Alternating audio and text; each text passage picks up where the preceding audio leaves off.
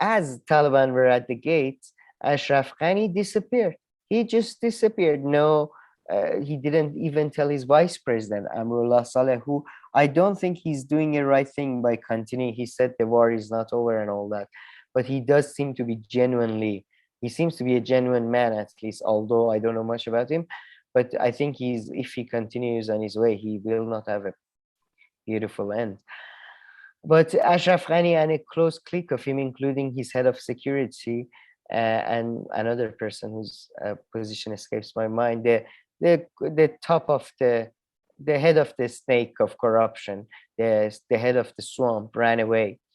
For 2 days, nobody knew where he was. There were reports he was in Tajikistan or somewhere else. It turned out he went to UAE with his family and got diplomatic immunity, and then released the video saying that I left to avoid bloodshed, further bloodshed, specifically mine.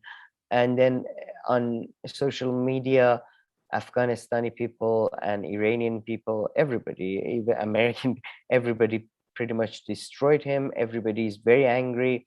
The ambassador, I mean, I don't know if everybody's a former now or actually has the position, but the former or current ambassador to Tajikistan, Afghanistan ambassador to Tajikistan, among many others, among former cabinet members, called for Ashraf Ghani to be put on trial for corruption, for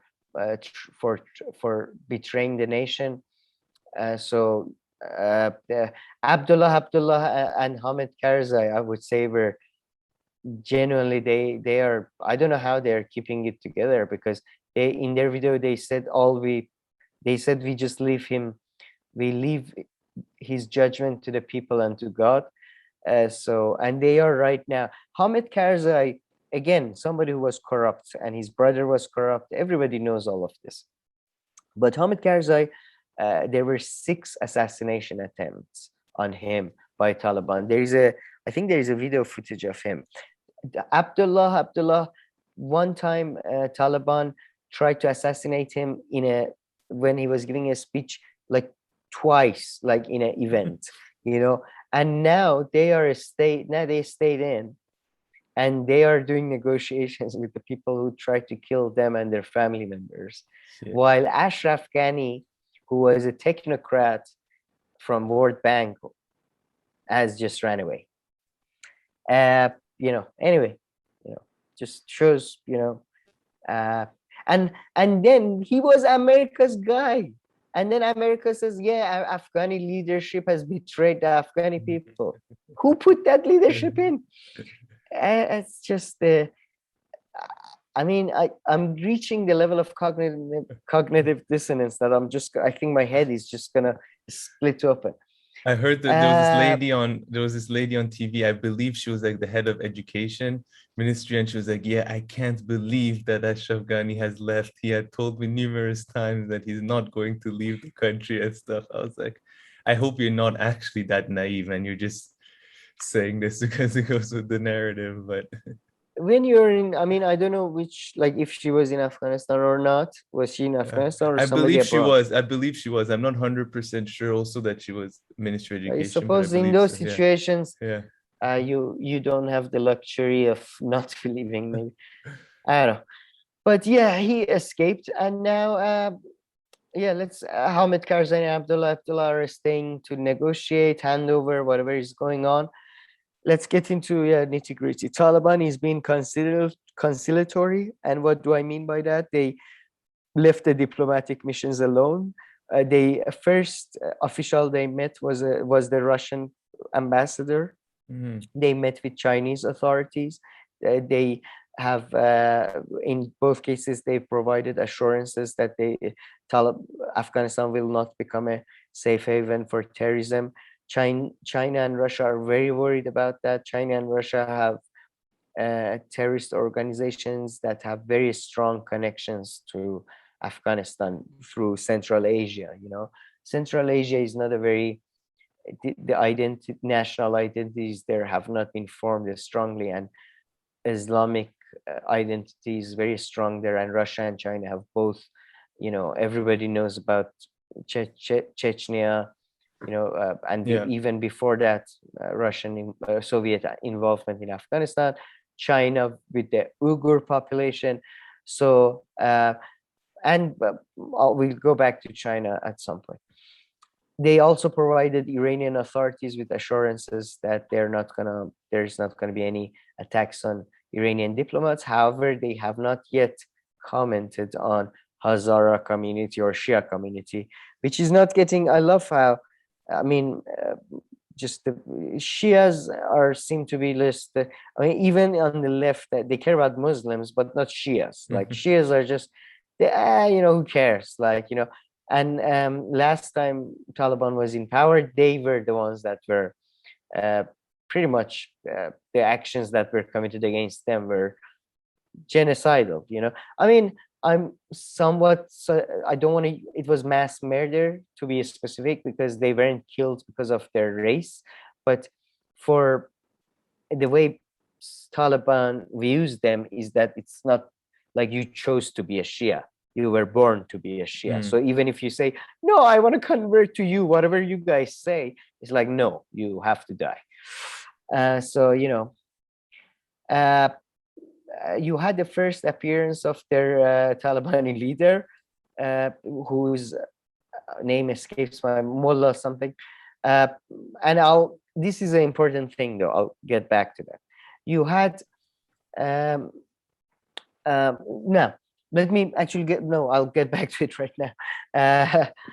I think I just wanted to, that's where we are right now. So Taliban is pretending that they're going to be a good international player, although violence has broken out. Now I want to give a bit of an explanation of my own. This is my own thinking. Taliban is not a centralized force, and one of the reasons they kept their leaders hidden was because they are not a centralized force, and they're held together by by lack of explanation. If you leave all these empty gaps, each group or each tiny resistant group can fill it in with their own wants and needs, right? It's like a Rorschach painting. Political movements, especially on the rise, should be it's a broad church, and all Taliban that we knew till now was only held together through their opposition to the US and to a lesser extent to Northern Alliance and all those groups. Now, I don't think even they know what the fuck is going on. There is no, I don't think the people in Doha, I don't think the people in the ARC, in the Citadel in Afghanistan, I don't think either of them have full control over their forces.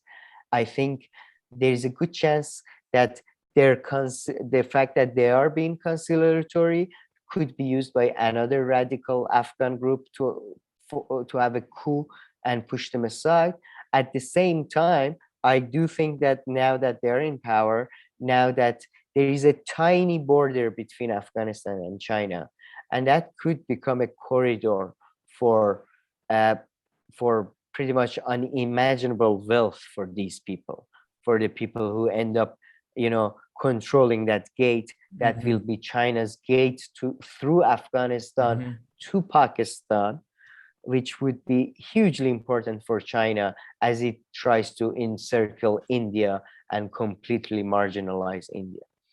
So, there is no, it's kind of like some Iranian people were comparing it to Iranian revolution, in my view, in a very idiotic manner.